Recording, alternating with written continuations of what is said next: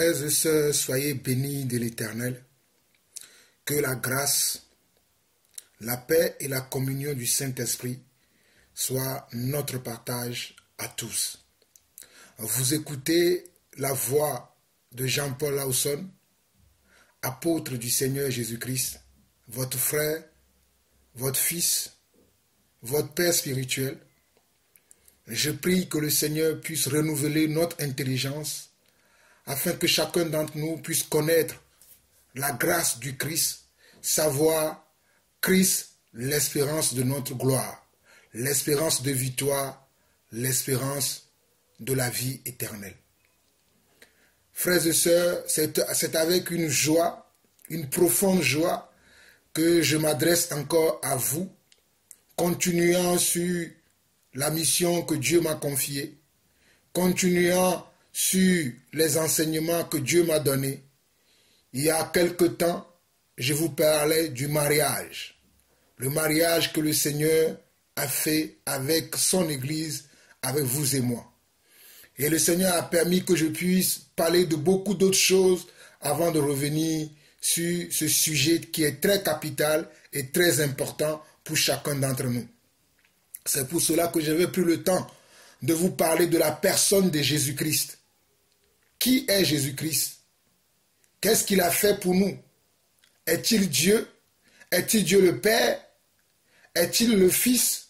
Est-il le Saint-Esprit? Est-il la parole? J'ai pris tout le temps pour revenir sur ces choses afin que vous sachiez en quoi vous croyez. J'ai pris également le temps de parler de ce que c'est que l'Église, du rôle des hommes que Dieu a appelés dans l'Église afin qu'ils soient des anciens, le rôle que leurs épouses doivent avoir à côté d'eux et aussi le comportement que nous-mêmes, en tant qu'enfants de Dieu, que nous-mêmes, en tant que serviteurs de Dieu ou servants de l'Éternel, comment nous devons nous comporter. Beaucoup sont les retours que j'ai reçus venant de votre part. Beaucoup sont les témoignages que j'ai reçus de la grâce que ces enseignements vous ont apporté, l'affermissement que ces enseignements vous ont apporté et la connaissance que cela vous a apporté. Mais je me réjouirai de plus si seulement si vous mettez en pratique ces enseignements. Je ne me réjouis pas parce que lorsqu'un frère me dit « Ah oui mon frère, j'ai bien aimé ton enseignement. Ah oui mon frère, j'ai compris ton enseignement. » Mais je me réjouirai toujours lorsque je verrai frères et sœurs pratiquer la parole telle que l'apôtre Jacques nous l'a dit dans le livre de Jacques, chapitre 1, disant que ne vous bornez pas simplement à écouter la parole, mais de mettre en pratique tout ce que vous recevez.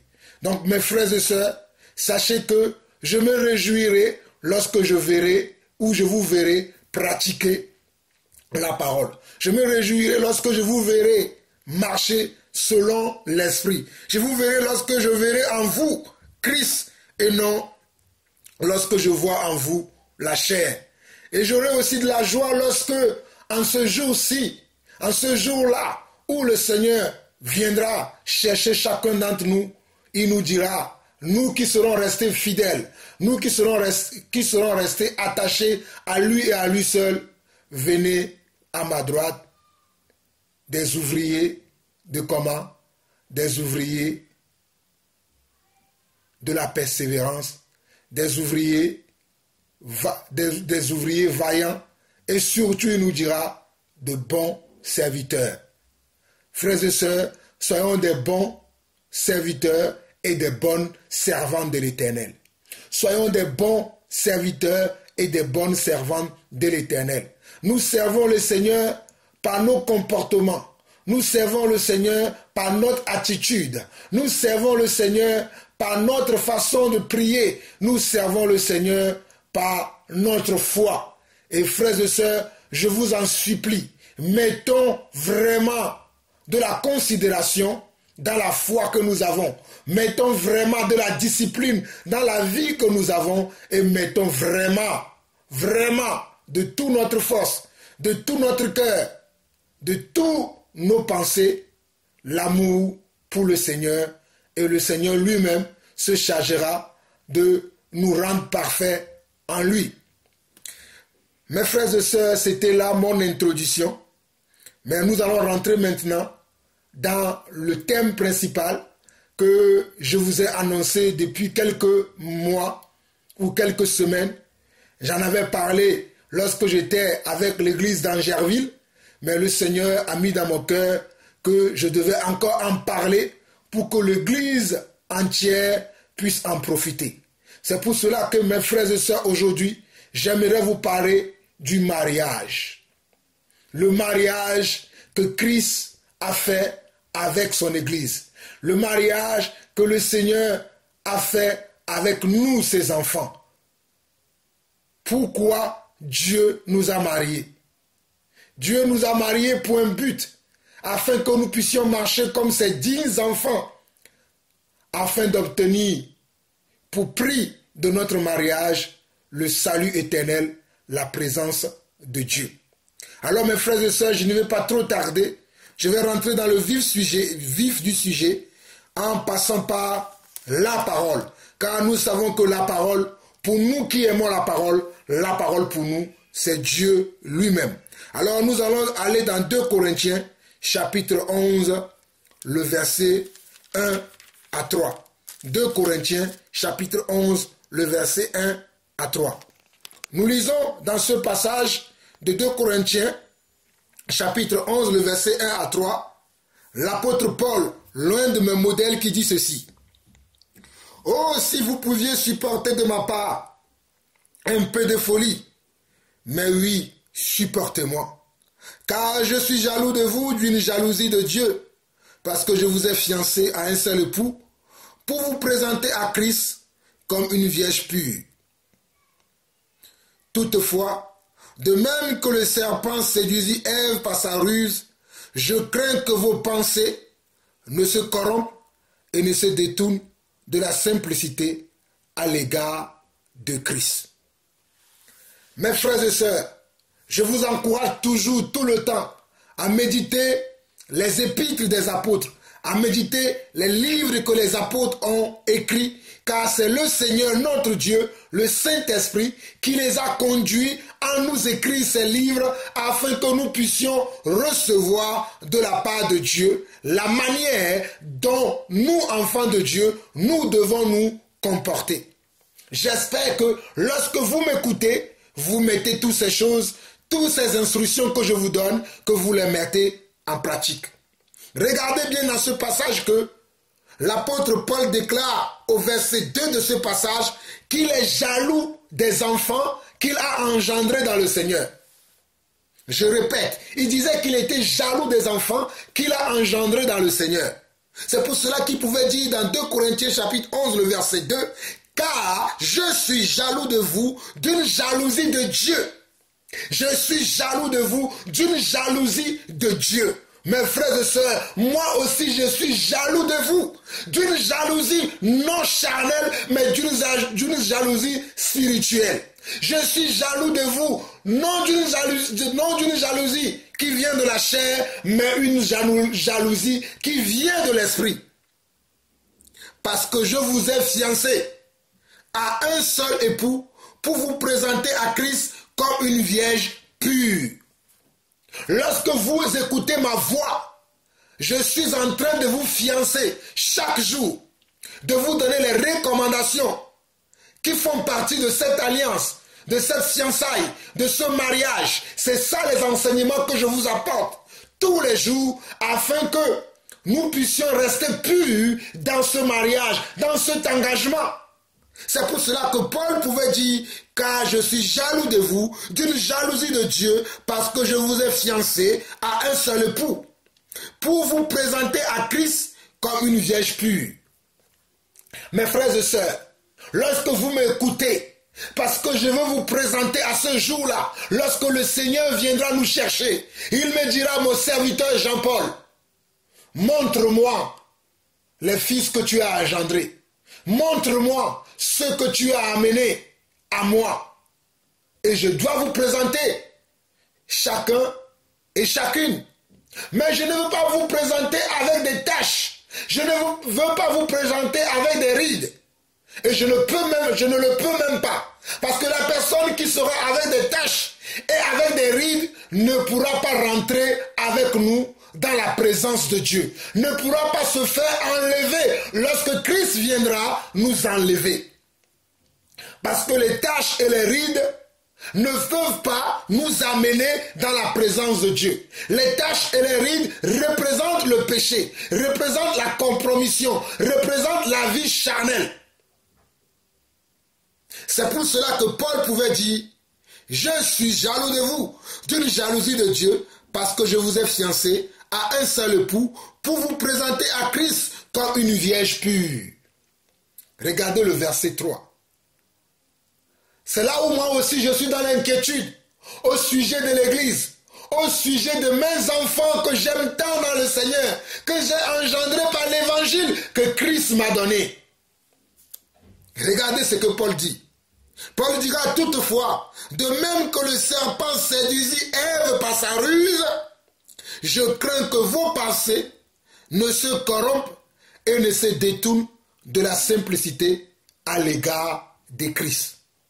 Mes frères et sœurs, c'est ce que moi aussi je redoute, c'est ce que moi aussi je crains, que beaucoup d'entre vous, de mes auditeurs, c'est-à-dire ceux qui suivent mes enseignements, et beaucoup plus ceux qui sont devenus mes enfants spirituels, mes enfants que j'ai engendrés au travers des messages que je prêche, au travers de l'amour que Dieu m'a donné, au travers de la foi que Dieu m'a donné pour son Église. J'ai engendré beaucoup de frères et beaucoup de sœurs dans le Seigneur qui sont devenus pour moi des fils, que je considère comme des fils et des filles.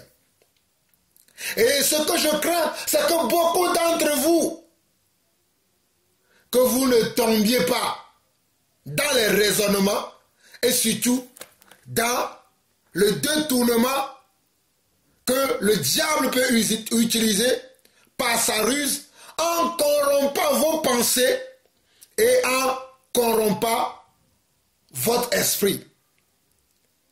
Afin que vous ne compreniez plus la simplicité de l'évangile et du Seigneur Jésus-Christ. Croyez-vous, le serpent a été le diable que la Bible appelle serpent ou le serpent ancien, a été la personne qui a trompé l'homme au commencement. Au commencement, quand Dieu avait créé l'homme, Dieu avait une communion permanente avec l'homme. Et l'homme dépendait de la grâce et de la puissance de Dieu. Et Satan, qui est le serpent ancien, va aller voir l'homme et va dire à l'homme, pour le détourner, pour le corrompre par ses pensées, il va lui demander, crois-tu que Dieu a-t-il réellement dit que tu feras ceci ou que tu feras cela? Et en faisant cela, l'homme a été corrompu.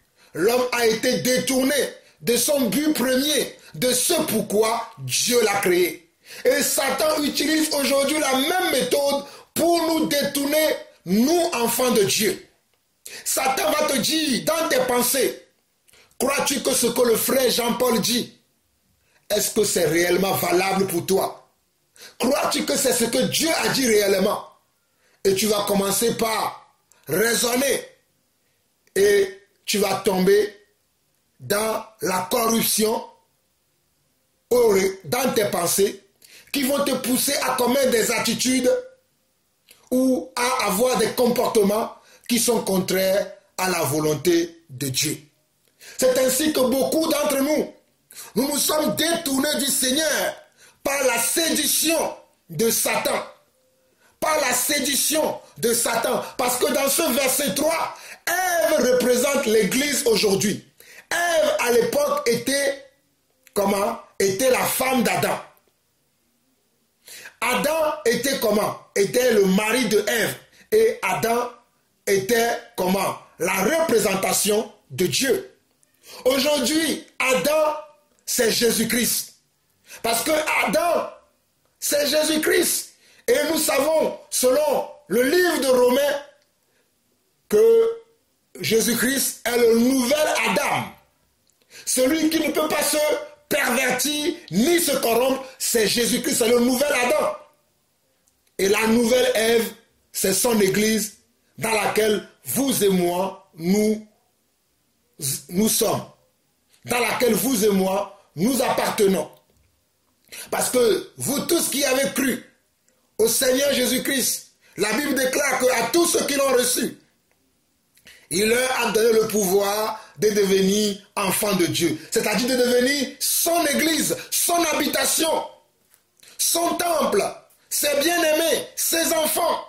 Alors vous êtes devenus enfants de Dieu, mes frères et sœurs. Et comme le verset 3 dit ici que toutefois, de même que le serpent séduisit Ève par sa ruse, je crains que vos pensées ne se corrompent et ne se détournent de la simplicité à l'égard de Christ. Moi aussi, je crois la même chose. Car comme je le viens de le dire tantôt, l'Église est aujourd'hui Ève. Et c'est l'Église qui se séduit. C'est pour cela que quand vous rentrez dans beaucoup d'églises aujourd'hui, la présence de Dieu n'y est plus. L'amour de Dieu n'y est plus. La volonté de Dieu n'y est plus. Parce que beaucoup parmi ces églises se sont corrompus par leurs pensées. Satan les a séduits par leurs pensées. Satan les a détournés de la volonté de Dieu. Satan les a détournés de la pratique de la parole de Dieu. C'est pour cela que beaucoup d'églises, beaucoup d'enfants de Dieu aujourd'hui ne sont plus à Dieu. Ils croient dans leurs pensées qu'ils sont encore à Dieu, mais ils ne le sont plus. Car croyez-moi, lorsque Adam et Ève ont péché dans les jardins, ils pensaient encore qu'ils étaient dans la volonté de Dieu, jusqu'au jour où Dieu les a visités. Et Dieu a appelé Adam en disant, Adam, où es-tu? Et Adam s'est caché. Vous connaissez cette histoire, je ne vais pas revenir là-dessus. Mais c'est de la même manière que beaucoup aujourd'hui croient qu'ils sont encore enfants de Dieu, croient qu'ils sont encore des serviteurs et des servants de Dieu, alors qu'ils ne le sont plus depuis des années, depuis des mois, ou depuis des semaines, ou depuis des heures. Parce qu'ils ont été corrompus dans leurs pensées. Ils ont été corrompus dans leur comportement. Ils se sont détournés de la simplicité de Jésus-Christ. Ils se sont détournés de la parole de Dieu, créant eux-mêmes leur propre parole. Ils ne suivent plus la parole de Jésus-Christ. Ils ne suivent plus la parole des apôtres. Ils ont créé eux-mêmes leur évangile à eux.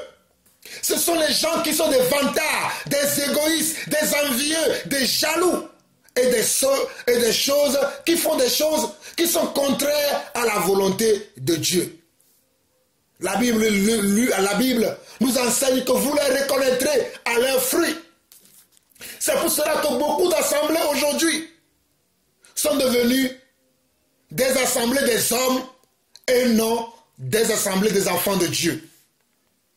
Parce que là où il y a des enfants de Dieu véritables, convertis selon les Écritures, il y a l'amour, il y a la joie, il y a la perfection, il y a la crainte de Dieu, il y a la sagesse selon Dieu, il y a l'intelligence selon Dieu, il y a la fraternité, il y a la solidarité, il y a la communion fraternelle. Mais quand nous regardons aujourd'hui les assemblées qui sont autour de nous, ou bien la manière dont nous-mêmes nous réunissons, croyant que nous sommes en train de nous réunir comme les premiers disciples, comme les premiers chrétiens, nous sommes loin de ces personnes-là. Et nous avons déçu le Seigneur. Nous ne sommes plus dans le mariage avec le Seigneur. Nous avons contracté d'autres alliances en dehors du Seigneur. Nous ne sommes plus dans l'alliance originelle, dans la vraie alliance, celle qui nous ramène dans la volonté de Dieu, celle qui nous fait jouir des diverses grâces de Dieu. Nous ne sommes plus là-dedans. 1 Corinthiens chapitre 15. 1 Corinthiens chapitre 15. Paul dira ceci. Je vous rappelle, frères, 1 Corinthiens chapitre 1, le verset 1 à 3. Je vous rappelle, frères, l'évangile que je vous ai annoncé, que vous avez reçu, dans lequel vous avez persévéré, et par lequel vous êtes sauvés, si vous le retenez dans les termes où je vous l'ai annoncé, Autrement, vous aurez cru en vain. Autrement, vous aurez cru en vain. Regardez ce que Paul écrit dans 1 Corinthiens chapitre 15, le verset 1 et le verset 2. Il dit, je vous rappelle, mes frères et sœurs, c'est un rappel que je fais à vous aujourd'hui. C'est un rappel que je fais à l'église. C'est un rappel que j'amène au milieu de nous. Nous qui portons le nom d'enfants de Dieu, nous qui croyons que nous sommes des enfants de Dieu, nous qui croyons que nous sommes des chrétiens ou des disciples, je suis en train de vous rappeler la parole de Dieu. Paul dira, je vous rappelle, frères, l'évangile que je vous ai annoncé, que vous avez reçu, dans lequel vous avez persévéré. Toujours est-il que vous avez accepté cet évangile, vous l'avez reçu, et que vous persévérez dedans. Mais regardez le verset 2. Et par lequel vous êtes sauvés, si vous le retenez dans les termes où je vous l'ai annoncé, autrement, vous aurez cru en vain. Paul nous fait comprendre que si nous ne retenons pas l'évangile dans les termes dans lesquels nous l'avons reçu, c'est-à-dire l'évangile de l'abandon de soi-même, l'évangile du renoncement aux œuvres mortes de la chair, l'évangile de quitter le péché, l'évangile de quitter le mensonge, l'évangile de quitter la fornication, l'évangile de quitter la jalousie, l'évangile de quitter l'envie, c'est-à-dire l'évangile de prendre sa propre croix, de refuser de se conformer au siècle présent. Si nous n'acceptons pas l'évangile dans ce sens, selon cette compréhension, autrement, nous croyons en vain. Mon frère, ma soeur, toi qui crois que tu es dans la volonté de Dieu, mais qui ne marche plus selon l'évangile des apôtres et des prophètes, tu crois en vain. Toi, mon frère, toi, ma soeur, qui continue de gêner, qui continue de pratiquer encore les choses du monde, tu crois en vain. C'est pour cela que Paul dira que si vous retenez l'évangile dans les termes que je vous les ai annoncés, je vous les ai prêchés. Nous prêchons un évangile de renoncement à soi-même. Nous ne prêchons pas à nous-mêmes, mais nous vous prêchons Jésus-Christ. Jésus-Christ dit que tu dois renoncer à toi-même et que tu dois porter ta croix. La croix, ça veut dire quoi? La croix veut dire que tu dois quitter le monde. Tu dois quitter les envies. Tu dois quitter comment? Les plaisirs charnels. Et marcher en conformité avec l'Esprit de Dieu. Mais beaucoup ne sont plus à ce stade. Ils sont encore dans les œuvres charnelles. Ils sont encore dans les œuvres de la chair. Croyant qu'ils sont encore enfants de Dieu. La Bible dit qu'ils ont fait naufrage par rapport à la foi. La foi ne permet pas qu'en tant qu'enfant de Dieu, tu puisses te comporter comme les gens qui n'ont pas de loi. Nous avons une loi. Certes, c'est pour la liberté que Christ nous a affranchis. Mais nous ne faisons pas de cette liberté un prétexte pour vivre dans le libertinage, pour vivre dans le péché, pour vivre dans la compromission, pour vivre dans la jalousie, pour vivre dans les envies pernicieuses de ce monde, pour se comporter comme les ridicules de ce monde. Mais plutôt, nous nous transformons le jour en jour. Nous nous comportons régulièrement, quotidiennement, dans notre caractère. Notre attitude ressemble ou doit ressembler à Christ. Mais malheureusement, beaucoup ne gardent plus les Écritures telles que l'apôtre Paul ou les apôtres nous les ont prêchées. C'est le même message que je prêche depuis des années. Le message de l'abandon de soi-même. Abandonner les désirs de sa chair. Abandonner les penchants de notre cœur. Car le cœur a des désirs qui sont contraires à la volonté de Dieu. Et c'est ça que nous devons abandonner. Mais nous ne voyons pas ça aujourd'hui. Nous voyons le contraire. Paul précise bien, si vous retenez, je vous relis encore le chapitre de 1 Corinthiens chapitre 15, le verset 1 et 2 qui dit « Je vous rappelle, frères, l'évangile que je vous ai annoncé, que vous avez reçu, dans lequel vous avez persévéré et par lequel vous êtes sauvés, si vous le retenez dans les thèmes où je vous l'ai annoncé, autrement vous aurez cru en vain. » Autrement, vous aurez cru en vain. Ne croyez pas en vain, chère Église. Ne croyez pas en vain, chers frères. Mettez en pratique la parole de Dieu. Fuyez les orgies, fuyez l'idolâtrie, fuyez la vie charnelle et revenez au Seigneur Jésus-Christ selon la simplicité de sa parole. 1 Corinthiens. Maintenant, nous allons voir Galates chapitre 6. Galates chapitre 1.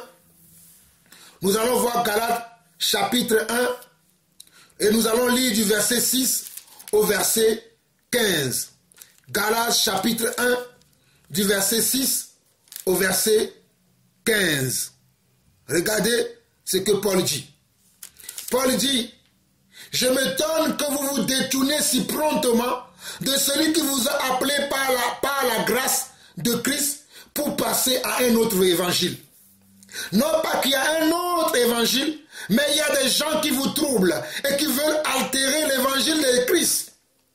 Mais si nous-mêmes, nous vous prêchons, il dit, mais si nous-mêmes, si un ange du ciel annonçait un autre évangile, s'écartant de celui que nous vous avons prêché, qu'il soit anathème. Nous l'avons dit précédemment, et je le répète à cette heure, si quelqu'un vous annonce un évangile s'écartant de celui que vous avez reçu, qu'il soit anathème. Et maintenant, est-ce la faveur des hommes que je désire ou celle de Dieu? Est-ce que je cherche à plaire aux hommes? Si je plaisais encore aux hommes, je ne serais pas serviteur de Christ. Je vous déclare, frères, que l'évangile qui a été annoncé par moi n'est pas de l'homme, car je ne l'ai ni reçu ni appris d'un homme, mais par une révélation de Jésus-Christ. Vous avez su, en effet, quelle était autrefois ma conduite dans le judaïsme, comment je persécutais à outrance et ravageais l'église de Dieu, et comment j'étais plus avancé dans le judaïsme que beaucoup de ceux de mon âge et de ma nation, étant animé d'un zèle excessif pour les traditions de mes pères. Mais lorsqu'il plut à celui qui m'avait mis à part dès le sein de ma mère et qui m'a appelé par sa grâce, de révéler à moi son Fils, afin que je l'annonce parmi les païens, aussitôt je ne consultais ni la chair ni le sang. Mes frères et sœurs, regardez la parole que Paul donne à l'Église. Paul va dire qu'il s'étonne, et moi aussi je m'étonne aujourd'hui de voir des frères et sœurs abandonner le Seigneur, abandonner leur premier amour, sortir du mariage qu'ils ont fait avec le Seigneur, sortir de leur engagement qu'ils se sont fait avec le Seigneur. Je m'étonne également moi aussi. Je vois les gens croient à un autre évangile, alors qu'il y a un seul évangile. L'évangile de la vérité. L'évangile de renoncement à soi-même. L'évangile de quitter les choses de ce monde et de s'affectionner des choses du ciel. L'évangile de quitter la colère. L'évangile de quitter la terre, mais et de aimer comment? Le ciel. Mais je m'étonne de voir aujourd'hui beaucoup qui se détournent de cet évangile. Paul dira que cet évangile qu'il a annoncé, il ne l'a pas reçu des hommes, mais c'est par révélation qu'il les a reçus.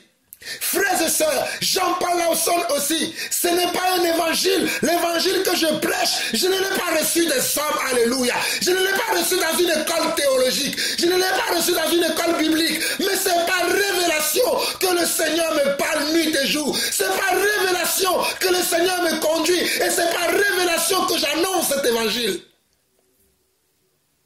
Afin que mes enfants, que je baptise, que je forme selon la parole de Dieu, puissent avoir la même expérience que moi-même j'ai eue en croyant au Seigneur et en le cherchant toute ma vie et en le cherchant de tout mon cœur, que eux-mêmes ils puissent participer à la même expérience. Mais nombreux sont ceux-là aujourd'hui qui ne veulent pas se soumettre à cet évangile de révélation, mais qui veulent se soumettre à l'évangile des hommes. Les hommes qui enseignent les choses qui font plaisir à la chair, les choses qui sont agréables à l'oreille, qui font que les gens aujourd'hui détournent leur oreille de la vérité. Mais ils préfèrent écouter les fables. Ils préfèrent écouter les généalogies sans fin. Les histoires de « j'ai été au ciel, j'ai vu le Seigneur m'a montré un tel, m'a montré un tel. Le Seigneur m'a montré ceci, m'a montré cela. » Et ils ne veulent pas recevoir l'évangile non dilué, l'évangile pur, l'évangile qui est comme de l'eau qui nous lave de tous nos péchés. Beaucoup ne veulent pas. C'est ainsi que nous sortions du mariage. Nous sortons des fiançailles que nous avons fait, du mariage que nous avons fait avec le Seigneur. Galates chapitre 3. Galates chapitre 3, le verset 1 à 11. Galates chapitre 3, le verset 1 à 11. Regardez ce que l'apôtre Paul dit. Ô Galates, dépourvus de sens, qui vous a fasciné, vous aux yeux de qui Jésus-Christ a été peint comme crucifié. Voici seulement ce que je veux apprendre de vous. Est-ce par les œuvres de la loi que vous avez reçu l'Esprit ou par la prédication de la foi?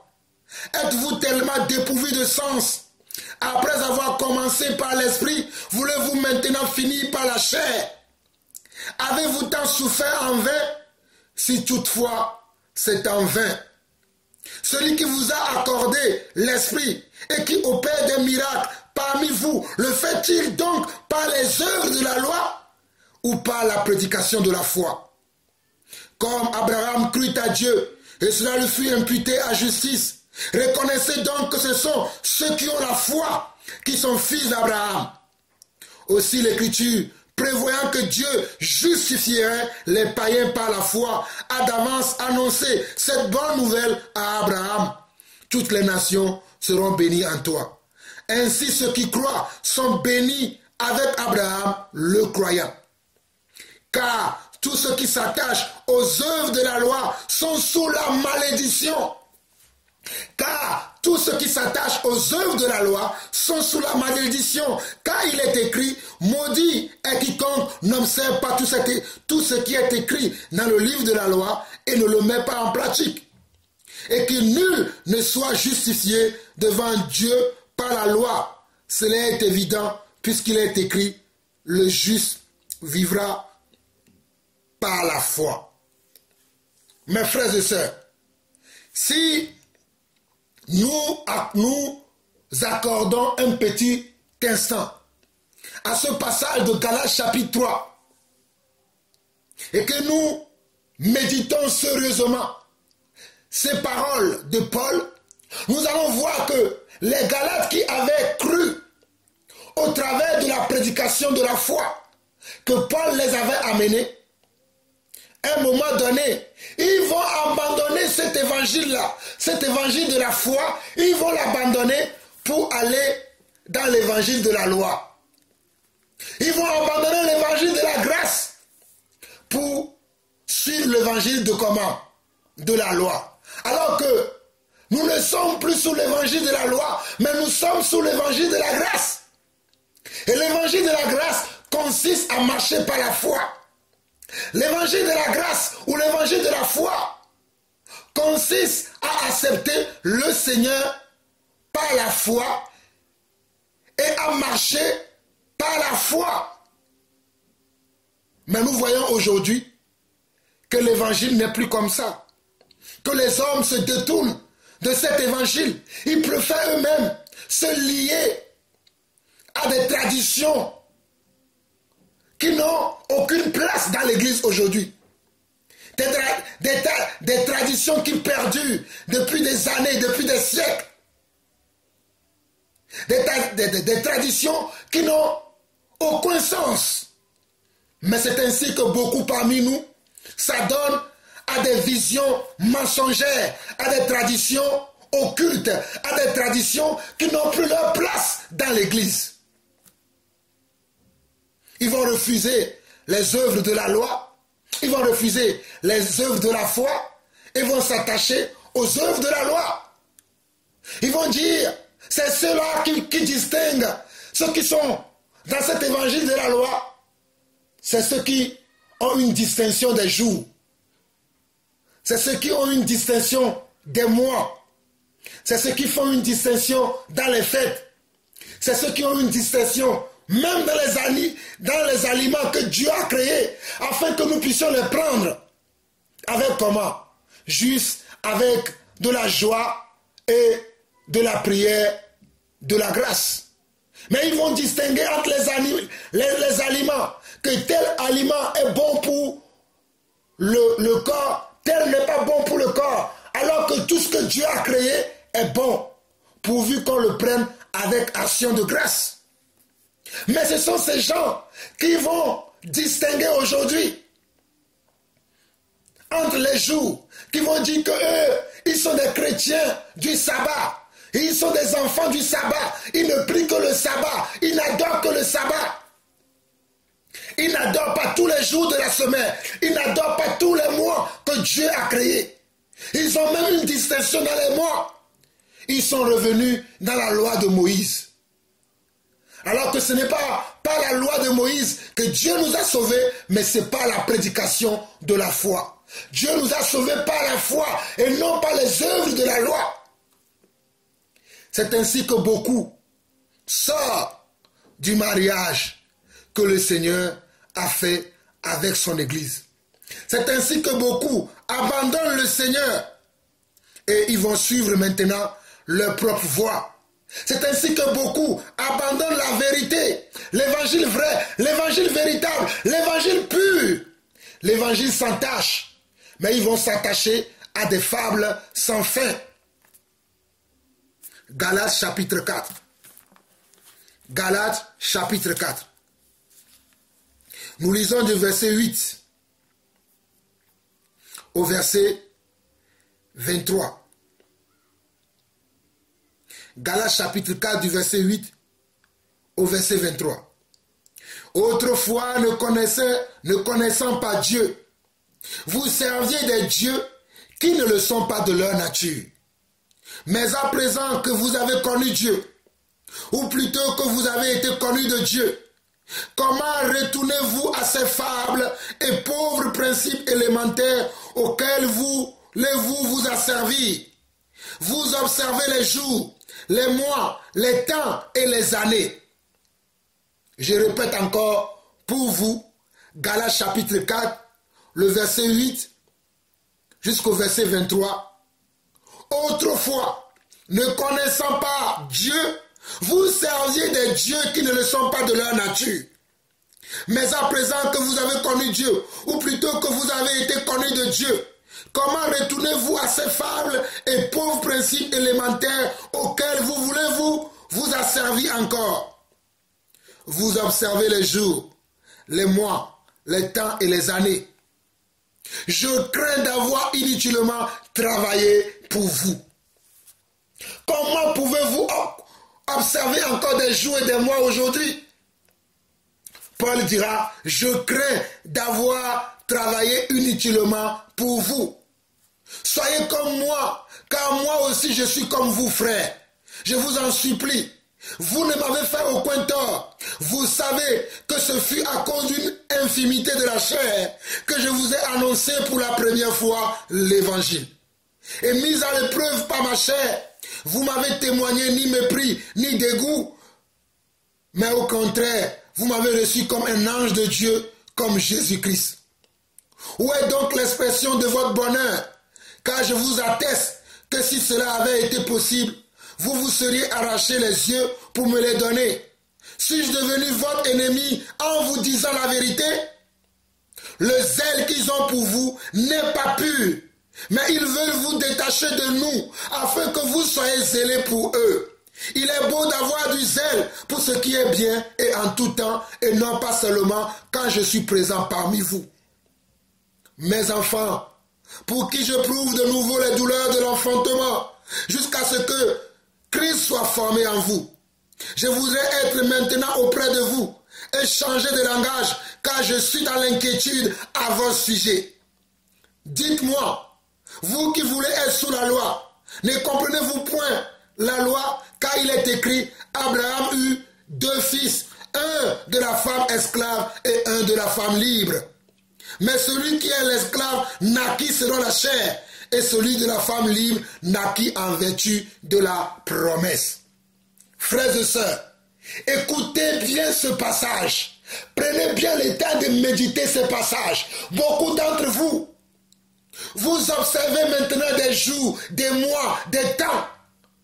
Nous craignons d'avoir travaillé inutilement. Nous qui sommes des anciens, que Dieu a appelés afin de vous apporter l'évangile, nous craignons de travailler en vain. Beaucoup d'entre vous, vous retournez à des fables, vous retournez à des choses que nous n'avons pas enseignées, que nous ne vous avons pas conseillé. Je n'ai jamais conseillé à quelqu'un dans l'église d'observer des mois, des jours, des temps. Mais je m'étonne de voir aujourd'hui des frères et sœurs qui observent des jours, des mois, des temps. Paul dira, je crains d'avoir travaillé en vain. Mes frères et sœurs, libérez mon cœur de cette crainte. Libérez mon âme de cette crainte.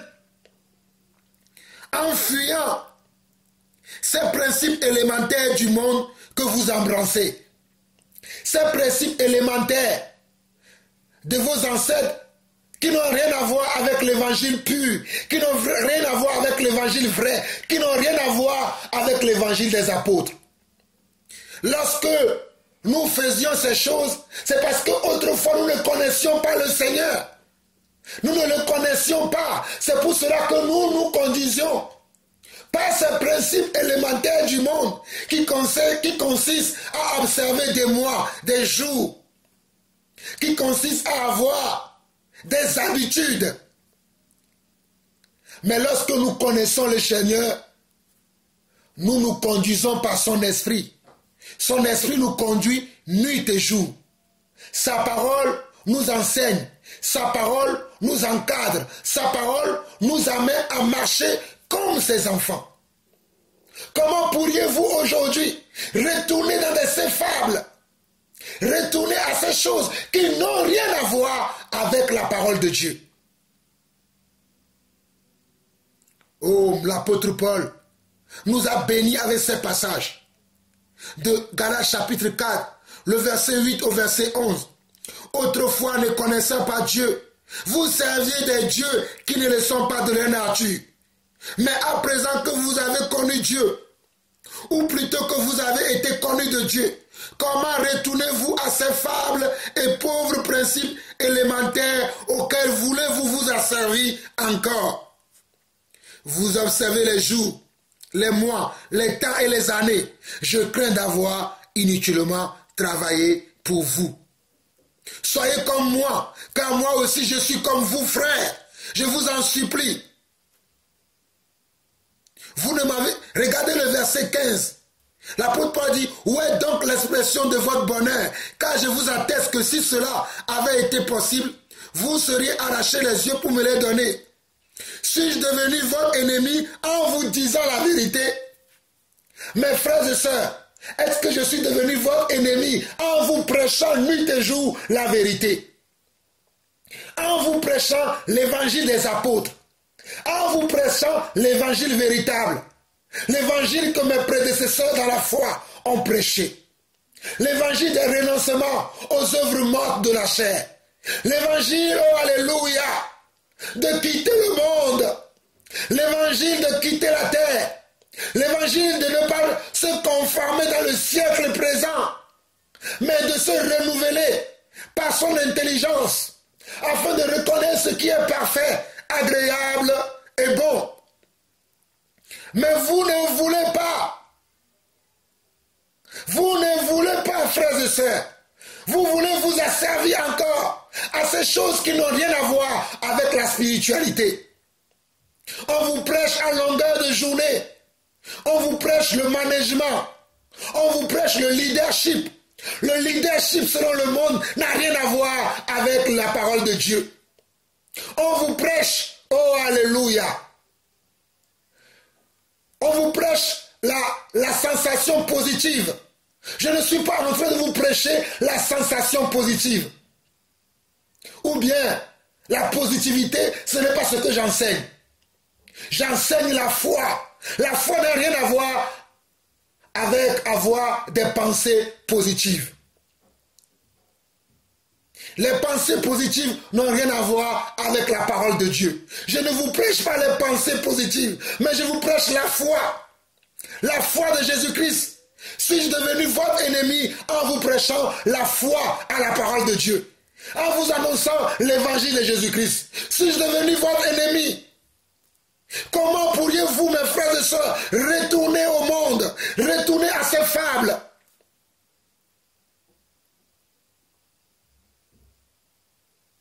Verset 17 de Galates chapitre 4. Le zèle qu'ils ont pour vous n'est pas pur, mais ils veulent vous détacher de nous, afin que vous soyez zélés pour eux. Il est beau d'avoir du zèle pour ce qui est bien, et en tout temps, et non pas seulement quand je suis présent parmi vous. Certains d'entre vous, vous avez du zèle que lorsque nous sommes ensemble. Mais lorsque vous êtes seuls dans vos foyers, vous martyrisez vos épouses, vous martyrisez vos époux, vous martyrisez vos enfants, vous vous agressez contre votre foyer. Certains d'entre vous, vous n'avez aucun caractère en vous. Vous avez l'attitude, vous avez des masques que vous portez lorsque nous sommes avec vous. Mais une fois que nous vous tournons le dos, vous vous retournez encore dans le monde. Vous vous retournez encore dans ces fables. Vous retournez encore dans ce que vous avez vomi. Vous retournez encore dans ce que vous avez quitté. Vous n'avez pas réellement changé. Mes frères et sœurs, je m'étonne de vous. Je m'étonne de comment vous vous retournez encore à ces fables, à ces choses qui n'ont rien à voir avec la foi véritable. Oh, je m'étonne de voir que beaucoup d'entre vous, vous embrassez le monde et les choses qui sont dans le monde. Alors que la parole de Dieu dit dans le livre de 1 Jean, chapitre 2, chapitre 3, ou chapitre 2, n'aimez point le monde, ni les choses qui sont dans le monde. Car si quelqu'un aime le monde, l'amour du Père n'est point en lui. Même beaucoup d'entre vous, vous êtes remplis de l'amour du monde et des choses qui sont dans le monde. Aucune crainte pour le Seigneur, aucune crainte pour la parole, aucune pratique de la parole. Mais vous avez abandonné votre premier amour. Vous avez abandonné l'amour véritable. Vous êtes sortis du mariage. Le mariage est un engagement dans lequel nous devons la fidélité. Le mariage est un engagement dans lequel nous devons la fidélité. Il n'y a plus de fidélité dans le cœur des enfants de Dieu aujourd'hui. Un jour tantôt avec Dieu, un autre jour avec Satan. Un pied avec Dieu, l'autre pied avec Satan. Un bras dans le royaume de Dieu, l'autre bras dans le royaume de Satan. Mais quel évangile vous croyez? Quel évangile vous recevez? Il est bon d'avoir du zèle, mais ce zèle vous devez l'avoir en tout temps, en toutes circonstances, en tout état de cause. Vous devez avoir ce zèle en tout temps, non pas simplement en présence de nouveaux conducteurs, non pas simplement en présence d'un frère, d'une sœur, mais en tout temps, même lorsque vous êtes seul, vous devez vous comporter comme des enfants de Dieu. Mais je m'étonne que beaucoup d'entre vous, vous embrassez un autre évangile. Vous vous comportez comme des gens qui n'ont pas de Père, comme des gens qui n'ont pas reçu Jésus, comme des gens qui n'ont pas connu Christ. Vous vivez comme si vous ne connaissez pas le Seigneur. Oh, mes frères et sœurs, il est temps que cela change. Il est temps que ce comportement change. Il est temps que cette attitude change. Galates chapitre 5. Galates chapitre 5. Regardez ce que l'apôtre Paul dit. C'est pour la liberté que Christ nous a affranchis. Demeurez donc fermes et ne vous laissez pas mettre de nouveau sous le joug de la servitude. Mes frères et sœurs, c'est pour la liberté que Christ nous a affranchis. Christ nous a affranchis pour la liberté. Mais comment se fait-il que beaucoup d'entre nous, nous sommes encore dans la servitude? Dans la servitude des œuvres de la chair, des œuvres de la loi. Regardez ce que Paul dit. Verset 2 au verset 4. Voici moi, Paul, je vous dis que si vous vous faites circoncis, Christ ne vous servira à rien. Et j'affirme encore une fois à tout homme qui se fait circoncis qu'il est tenu de pratiquer la loi tout entière. Vous êtes séparés de Christ. Vous tous qui cherchez la justification dans la loi, vous êtes déchus de la grâce. Vous êtes séparés de Christ. Vous tous qui cherchez la justification dans la loi, vous êtes déchus de la grâce. Nous ne pouvons pas chercher nos justifications dans les œuvres de la loi. Nous cherchons nos justifications dans les œuvres de la foi. La foi a ses œuvres. Les œuvres de la foi sont différentes des œuvres de la loi. C'est pour cela que Paul dit qu'il affirme encore que si quelqu'un veut marcher selon la loi, qu'il doit marcher selon la loi tout entière. Car mes frères et sœurs, la loi comporte plus de 600 lois.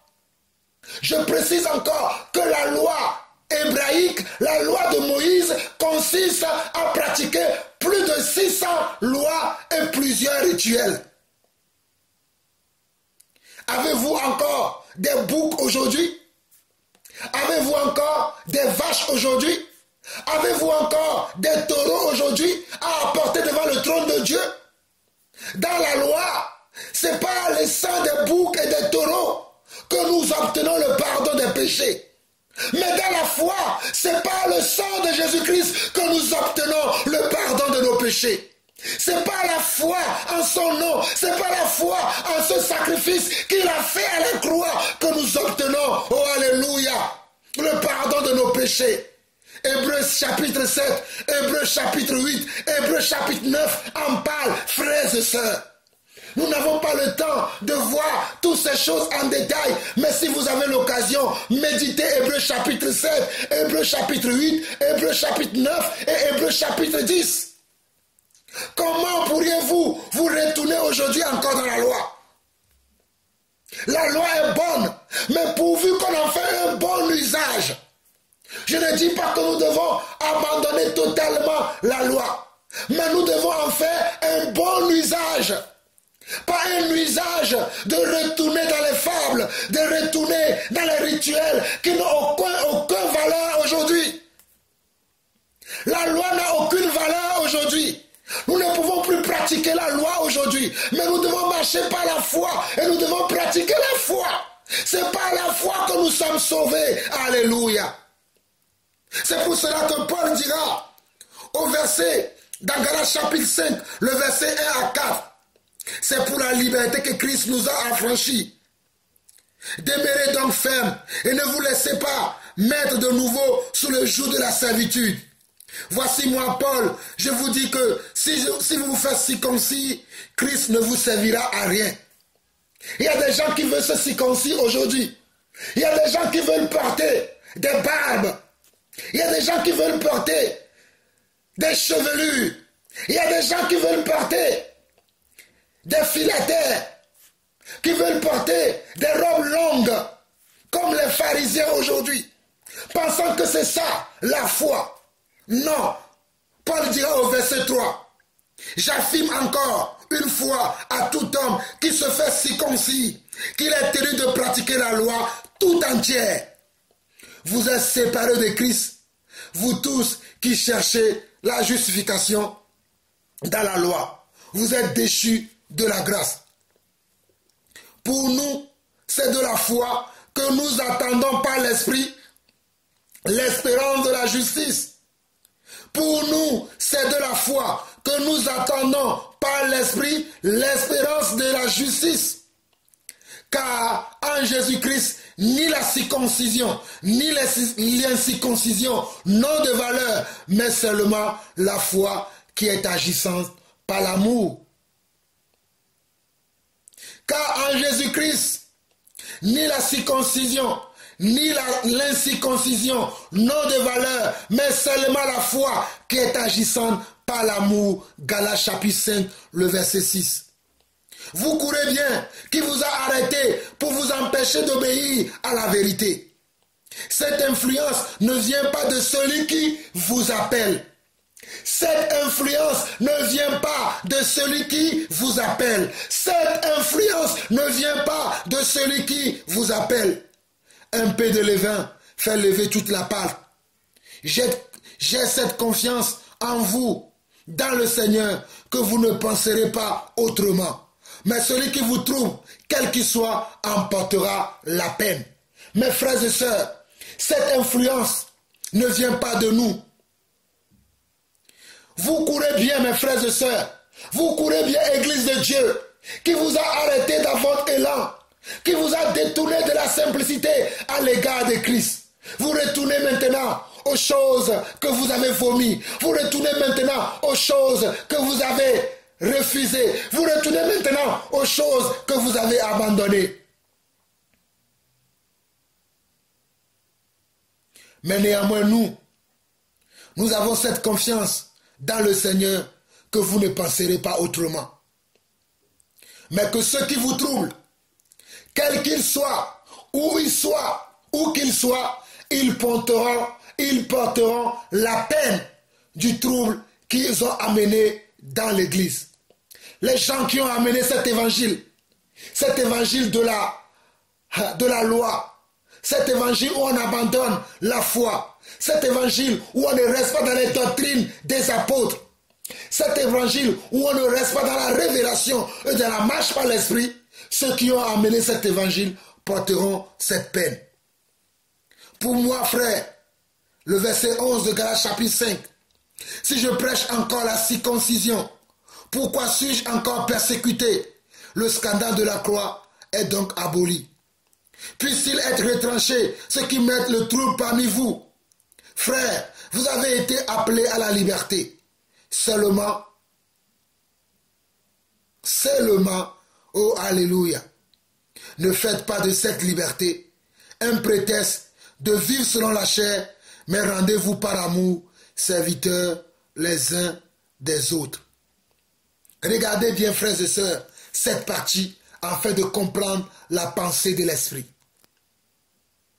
Galates chapitre 5, le verset 12 au verset 15.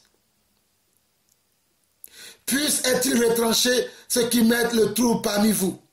Frères, vous avez été appelés à la liberté. Seulement, ne faites pas de cette liberté un prétexte de vivre selon la chair, mais rendez-vous par amour, serviteurs les uns des autres. Car toute la loi est accomplie dans une seule parole, celle-ci, tu aimeras ton prochain comme toi-même. Mais si vous vous mordez et vous vous dévorez les uns les autres, prenez garde que vous ne soyez détruits les uns par les autres. Prenez garde que vous ne soyez détruits les uns par les autres. Mes frères et sœurs, c'est pour la liberté que Christ nous a affranchis. Mais nous n'allons pas trouver un prétexte maintenant pour dire que nous sommes libres pour pratiquer tout ce que nous voulons. Il y a des limites dans le Seigneur. Il y a des limites dans le Seigneur. Et ces limites-là, nous le voyons dans 1 Corinthiens, chapitre 3, dans 1 Corinthiens, chapitre 10, il nous parle de ces choses que nous devons comprendre qu'il y a des limites dans le Seigneur. L'apôtre Paul nous dira dans le Seigneur, dans 1 Corinthiens chapitre 10, le verset 23, que tout est permis, mais tout n'est pas utile. Tout est permis, mais tout n'édifie pas. Vous verrez également dans 1 Corinthiens chapitre 6, 1 Corinthiens chapitre 6, le verset 12, tout m'est permis, mais tout n'est pas utile. Tout m'est permis, mais je ne me laisserai asservir par quoi que ce soit. frères et sœurs, je sais que beaucoup d'entre nous, ou beaucoup d'entre vous, nous nous cachons derrière ce passage de Galates chapitre 5, que tout est permis. Oui, effectivement, tout est permis, mais je ne me laisserai pas asservir par quoi que ce soit. Je ne ferai pas de ce prétexte-là pour vivre selon la chair, pour vivre selon le monde, pour vivre selon mes convoitises, pour vivre selon mes envies, pour vivre selon les penchants de mon cœur. Mais je vivrai toujours par l'esprit. C'est pour cela que l'apôtre Paul, dans 1 Corinthiens chapitre 6, le verset 12, il dit, tout m'est permis, mais tout n'est pas utile. Tout m'est permis, je ne me laisserai asservir par quoi que ce soit. Et dans 1 Corinthiens chapitre 10, le verset 23, l'apôtre Paul dira, tout est permis, mais tout n'est pas utile. Tout est permis, mais tout n'édifie pas. Que personne ne cherche son propre intérêt, mais que chacun cherche celui d'autrui. C'est ça, la marche par l'esprit. C'est ça, la vérité. Et si nous revenons dans Galates, chapitre 5, au verset 16, il va dire, je dis donc, marchez selon l'esprit, et vous n'accomplirez pas les désirs de la chair. Car la chair a des désirs contraires à ceux de l'esprit, et l'esprit en a de contraires à ceux de la chair. Ils sont opposés entre eux, afin que vous ne fassiez point ce que vous voudrez. Si vous êtes conduit par l'esprit, vous n'êtes point sous la loi. Si vous êtes conduit par l'esprit, vous n'êtes point sous la loi. Or, les œuvres de la chair sont évidentes. Ce sont la débauche, l'impureté, les dérèglements, l'idolâtrie, la magie, les rivalités, les querelles, les jalousies, les animosités, les disputes, les divisions, les sectes, l'envie, l'ivrognerie, les essais de table et les choses semblables. Je vous dis d'avance, comme je l'ai déjà dit, que ceux qui commettent de telles choses n'hériteront point le royaume de Dieu. Mes frères et sœurs, moi aussi je vous dis la même chose. Des frères et sœurs qui vivent dans la chair, qui vivent selon la loi, qui vivent dans les ivrogneries, qui vivent dans les essais de table, qui vivent dans toutes ces choses, ne rentreront pas dans le mariage final avec Dieu. Ne rentreront pas dans le repos avec Dieu. Ne rentreront pas dans la présence de Dieu. Parce que vous commettez ce que Dieu n'apprécie pas, ce que Dieu n'aime pas, ce que Dieu ne veut pas. C'est pour cela que, frères et sœurs, nous vous conseillons de sortir de ces choses. Nous vous conseillons, nous vous en supplions, nous vous conseillons, nous vous en supplions, quittez ces œuvres de la chair. Quittez les œuvres de la chair. Quittez les œuvres de la chair. Toi, mon frère, toi, ma soeur, quitte les œuvres de la chair. Galates, Éphésiens plutôt, chapitre 4, le verset 30 au verset 32. Éphésiens, chapitre 4, le verset 30 au verset 32 dit ceci. N'attristez pas le Saint-Esprit de Dieu par lequel vous avez été scellés pour le jour de la rédemption. Que toute amertume, toute animosité, toute colère, toute clameur, toute calomnie et toute espèce de méchanceté disparaissent du milieu de vous. Soyez bons les uns envers les autres, vous pardonnant réciproquement comme Dieu vous a pardonné en Christ. Regardez ce que la parole de Dieu dit. N'attristons pas le Saint-Esprit par lequel nous avions été scellés pour le jour de la rédemption. Que toute amertume, toute animosité, toute colère, toute clameur, toute calomnie et toute espèce de méchanceté disparaissent du milieu de nous. Soyons bons les uns envers les autres, compatissants, nous pardonnant réciproquement comme Dieu nous a pardonné aussi en Christ. Dans ce même passage, au verset 17 jusqu'au verset 23, voici donc ce que je dis et ce que je déclare dans le Seigneur. vous ne devez plus marcher comme les païens qui marchent selon la vanité de leurs pensées. Ils ont l'intelligence obscurcie. Ils sont étrangers à la vie de Dieu à cause de l'ignorance qui est en eux, à cause de l'endurcissement de leur cœur. Ayant perdu tout sentiment, ils se sont livrés au dérèglement pour commettre toute espèce d'impureté jointe à la cupidité. Mais vous, ce n'est pas ainsi que vous avez appris Christ.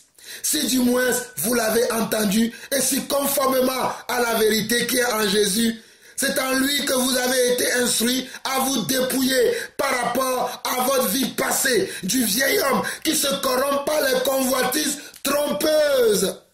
Notre vieil homme se corrompt facilement par les convoitises trompeuses qui sont dans le monde.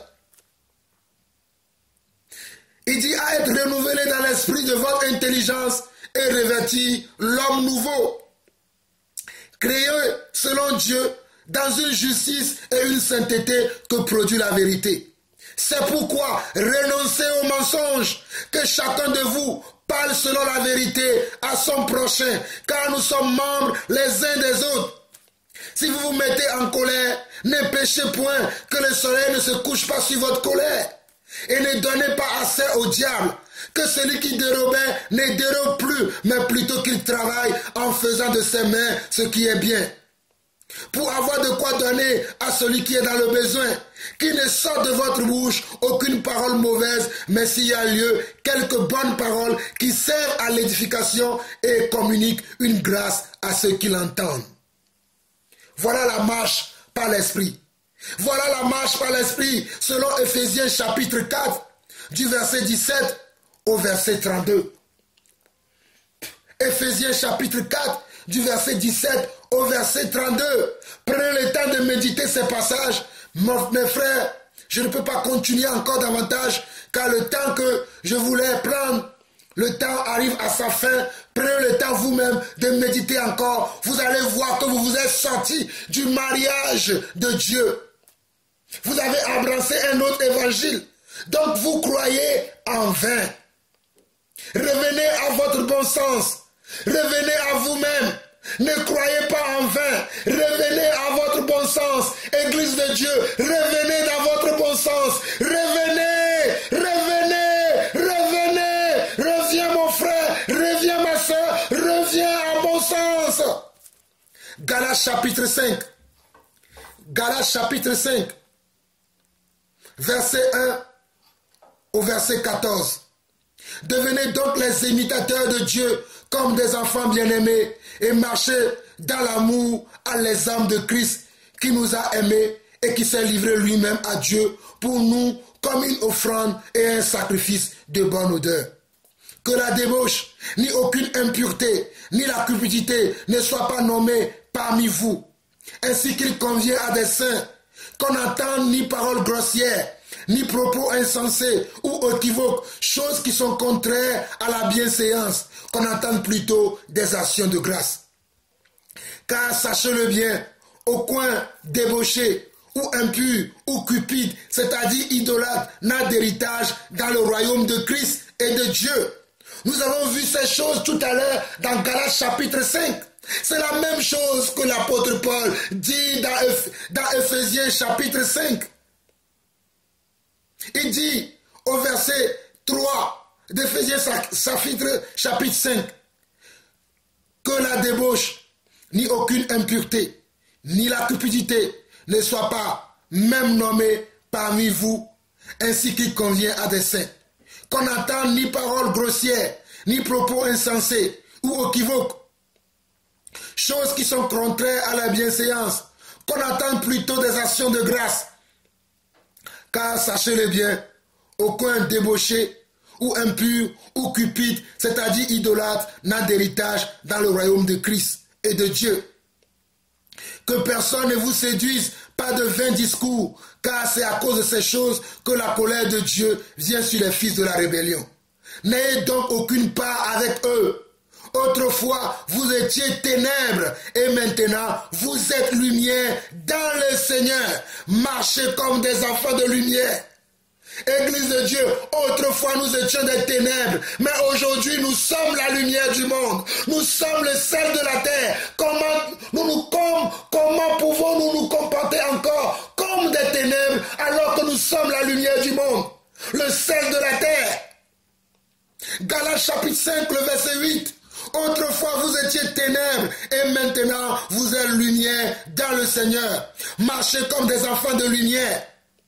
Car le fruit de la lumière consiste en toutes sortes de bonté, de justice et de vérité. Examinez ce qui est agréable au Seigneur et ne prenez point part aux œuvres infructueuses des ténèbres, mais plutôt condamnez-les. Regardez, examinez. L'Église n'examine plus aujourd'hui. Mes frères et sœurs, vous n'examinez plus aujourd'hui. Prenez le temps d'examiner. Prenez le temps d'examiner les enseignements, les exhortations, les comportements, les caractères des uns et des autres, la façon de faire, les manières, comment les gens font les choses. Prenez le temps d'aller au-delà des apparences. Prenez le temps d'aller au-delà des apparences. Je le dis encore, prenez le temps, prenez tout le temps qu'il faut d'aller au-delà des apparences, au-delà des apparences physiques. Prenez le temps, oh prends le temps mon frère, prends le temps ma soeur, d'aller au-delà des apparences, d'aller au-delà des paroles, car il y en a qui ont des paroles mielleuses à la bouche, il y en a qui ont des paroles mielleuses, mais leurs cœurs se sont détournés du Seigneur, mais leurs cœurs ne pratiquent rien de la vérité, mais leur esprit est corrompu, leurs âmes sont corrompues. Mes frères et sœurs, alléluia, allez au-delà des apparences. Examinez, prenez le temps d'examiner, examine mon frère, examine ma soeur. C'est le moment d'examiner dans la maison de Dieu, c'est le moment d'examiner, c'est le moment d'examiner, c'est le moment de s'examiner d'abord soi-même, c'est le moment de s'examiner soi-même et examiner ceux qui sont autour de nous, c'est le moment de s'examiner. Oh alléluia, Jésus revient très bientôt. Examine-toi mon frère, examine-toi ma soeur, examine-toi pour voir si tu es toujours dans la foi, si tu es toujours dans la vérité, si tu es toujours dans la parole de Dieu. Examine tes relations, examine la communion que tu partages avec tes frères, que tu partages dans l'église. Examine tout. Examinons. Nous sommes dans Éphésiens chapitre 5, le verset 10. Examinez ce qui est agréable au Seigneur et ne prenez point part aux œuvres infructueuses des ténèbres, mais plutôt condamnez-les. Mes frères et sœurs, nous sommes pratiquement arrivés à la fin. Je vais vous lire simplement Hébreux chapitre 13. Hébreux chapitre 13, le verset 1 à 9. Et je vais faire ma conclusion. Mais prenez le temps de reméditer tous ces passages sur lesquels je n'ai pas duré, afin que mon enseignement ne puisse pas durer des heures et des heures, mais je vous ai transmis l'essentiel, je vous ai transmis ce que l'Esprit m'a donné, ce que mon cœur est rempli. Hébreux chapitre 13, le verset 1 à 9. Il dit ceci: persévérez dans l'amour fraternel, n'oubliez pas l'hospitalité, car en l'exerçant, quelques-uns ont logé des anges sans le savoir. Souvenez-vous des prisonniers, comme si vous étiez aussi prisonniers, de ceux qui sont maltraités, comme étant aussi vous-même dans un corps. Que le mariage soit honoreux de tous, et le lit conjugal exempt de souillure, car Dieu jugera les débauchés et les adultères. Mes frères, je suis en train de vous parler du mariage. Ce passage de Hébreux chapitre 1, le verset 4, parle de deux types de mariage. D'abord, le mariage selon l'esprit. Le mariage selon l'esprit, c'est rester dans la conformité de l'esprit. C'est rester dans la conformité de la parole. C'est se conformer à la parole. Et ne pas se conformer dans le siècle présent. C'est de marcher selon la parole. Et non marcher selon nos convoitises. Ceux qui marchent selon leurs convoitises aujourd'hui sont des adultères devant Dieu. Ceux qui marchent selon le monde aujourd'hui, mais prétendant être enfants de Dieu, sont des adultères et Dieu les jugera. Ceux qui sont enfants de Dieu, mais qui ont contracté d'autres alliances, qui ont des pratiques qui sont différentes des pratiques de la parole de Dieu, sont dans l'idolâtrie. Et ils seront comment? Ils sont souillés et Dieu ne les acceptera pas dans son royaume. Dieu ne les acceptera pas lorsqu'il reviendra pour chercher son église. Même si ce passage parle aussi du mariage charnel, il parle aussi du mariage spirituel. Nous sommes mariés à Christ. C'est pour cela que Paul dira, comme nous l'avons vu dans 1 Corinthiens chapitre 11, le verset 1 à 3, et comme nous l'avons vu dans 1 Corinthiens chapitre 15, le verset 1 à 2, si vous marchez contrairement à la parole de Dieu, vous êtes des adultères devant Dieu. Si vous ne marchez pas selon la conformité de l'évangile, Dieu vous considère comme des adultères. Beaucoup d'entre vous, vous allez dire que je n'ai jamais commis la fornication. Mais tu commets la fornication spirituelle. Tu es un fornicateur. Le sais-tu, mon frère? Le sais-tu, ma soeur? Le fait que tu ne marches pas selon les Écritures, le fait que tu ne marches pas selon l'Esprit, tu es un fornicateur. Tu as abandonné ton lit conjugal. Le lit conjugal, c'est la parole. Le lit conjugal, oh alléluia, c'est la parole de Dieu. C'est ta marche par la parole de Dieu. C'est ta marche par l'Esprit. Tu as abandonné le lit conjugal de l'esprit. Tu as abandonné le lit conjugal de la parole. Je te parle à toi, mon frère. Je te parle à toi, ma soeur. Le Seigneur te parle. Reviens, reviens, reviens.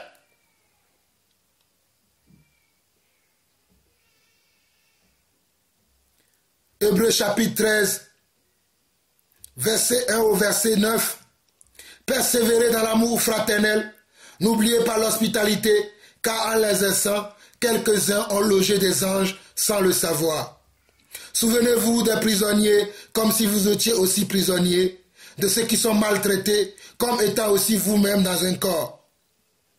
Que le mariage soit honoré de tout et le lit conjugal exempt de tout souillure, car Dieu jugera les débauchés et les adultères. Ne vous livrez pas à l'amour de l'argent.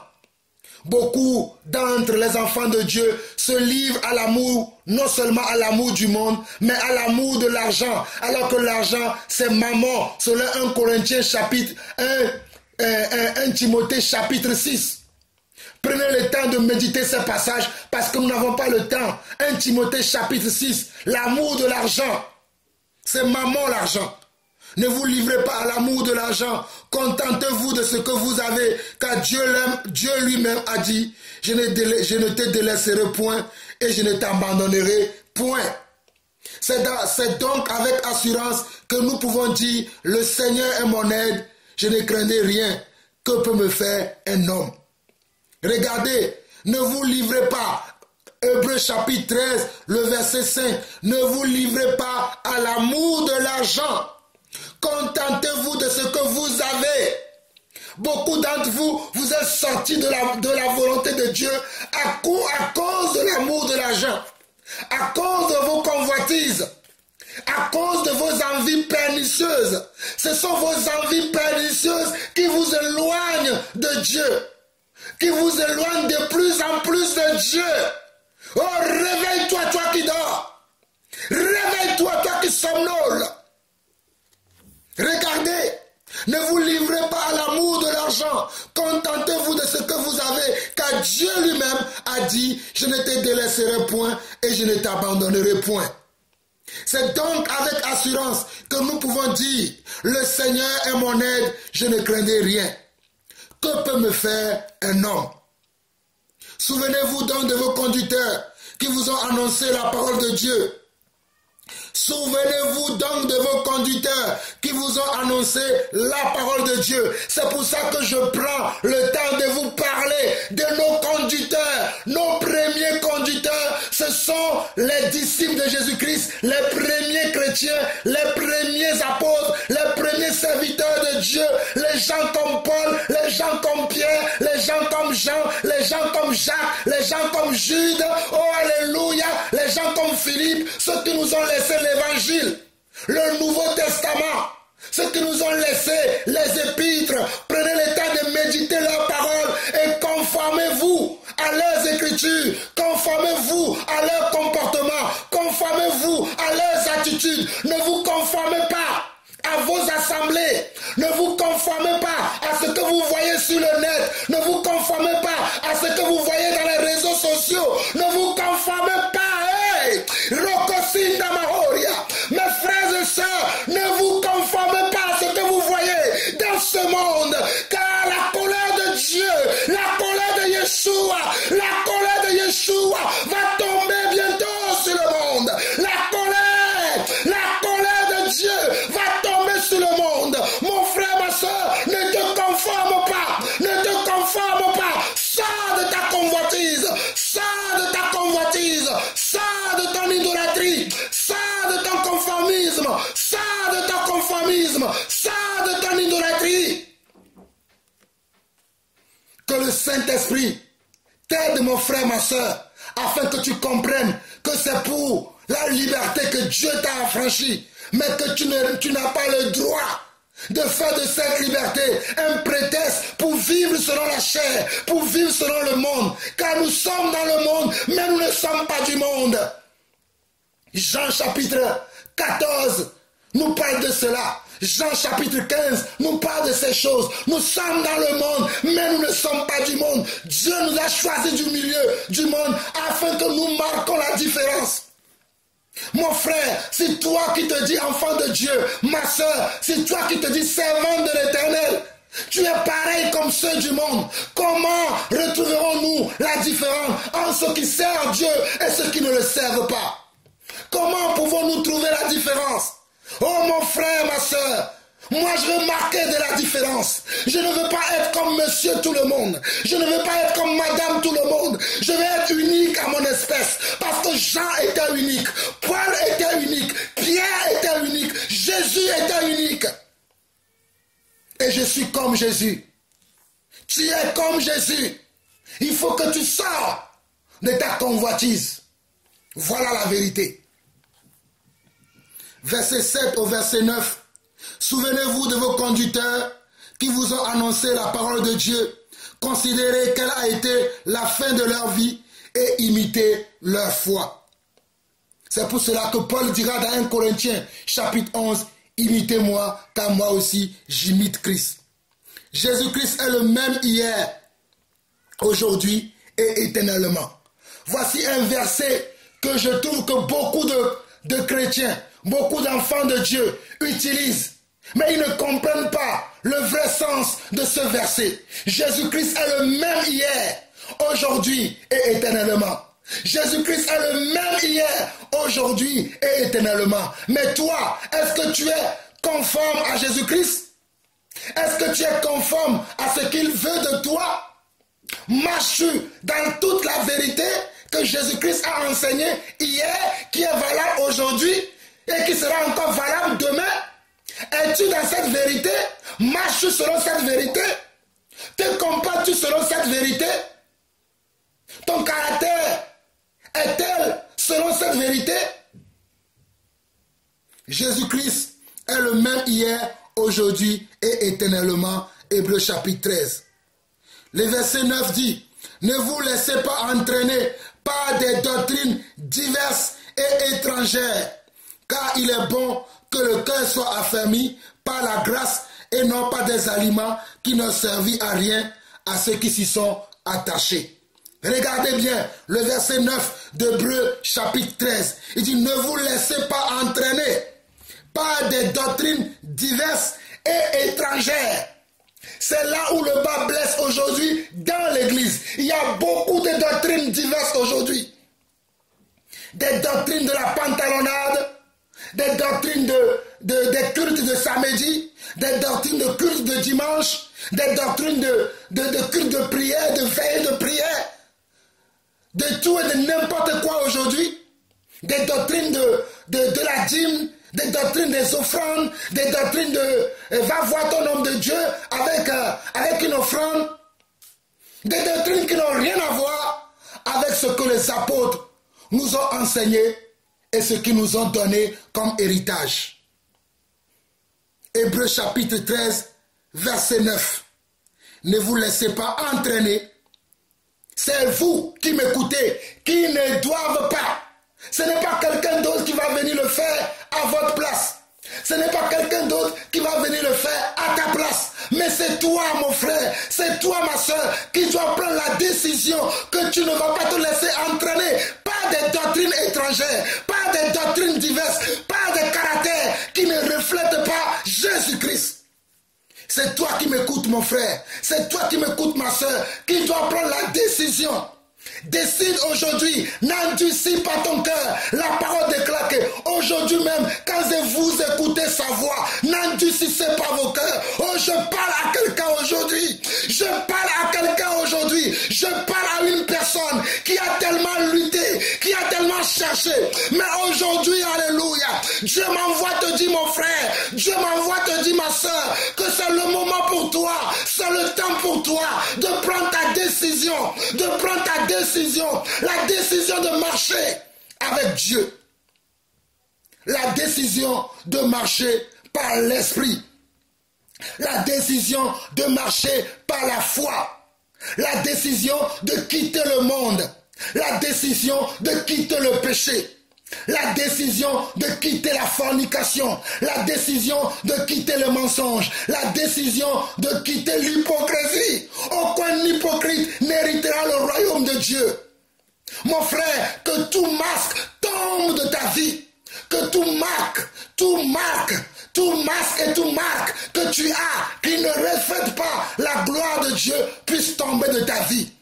Vous avez beaucoup de marques et beaucoup de masques qui ne reflètent pas la gloire de Dieu en vous.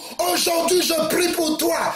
Aujourd'hui, je prie pour toi, mon frère. Je prie pour toi, ma soeur. Que cette masque, que ces marques qui sont en toi, mais qui ne sont pas de Dieu, qui ne sont pas de l'esprit, puissent quitter ta chair, puissent quitter ton corps. Au nom de Yeshua. Au nom de Yeshua. Hey, au nom de Yeshua, reçois la vie de Christ, reçois la vie de l'Esprit, reçois la vie, oh alléluia. Je parle à tout corps, desséché, à toute âme, dépourvu de sens. Reçois maintenant le vrai sens, reçois maintenant la vie de Dieu. Au nom de Jésus-Christ, alléluia. Merci Seigneur. Frères et sœurs, ce verset 9 d'Hébreux chapitre 13 sera la fin de cet enseignement que j'avais à cœur de partager avec vous depuis quelques mois ou quelques semaines. Ne vous laissez pas entraîner par des doctrines diverses et étrangères. Je le dis encore, ne vous laissez pas entraîner par des doctrines diverses et étrangères, car il est bon que le cœur soit affermi par la grâce et non pas des aliments qui n'ont servi à rien à ceux qui s'y sont attachés. Frères et sœurs, vous avez écouté la voix de votre frère, votre père spirituel, votre serviteur, humble serviteur, Jean-Paul Lawson. Que le Seigneur vous bénisse, que le Seigneur vous renouvelle ses forces, que le Seigneur vous enveloppe de sa puissance, de ses capacités, et surtout que le Seigneur vous donne d'avoir la vie de Dieu en vous, la vie de son Fils en vous, afin qu'en tout temps, vous puissiez accomplir sa volonté. Que la paix de Dieu vous soit multipliée abondamment. À très très bientôt. Au revoir.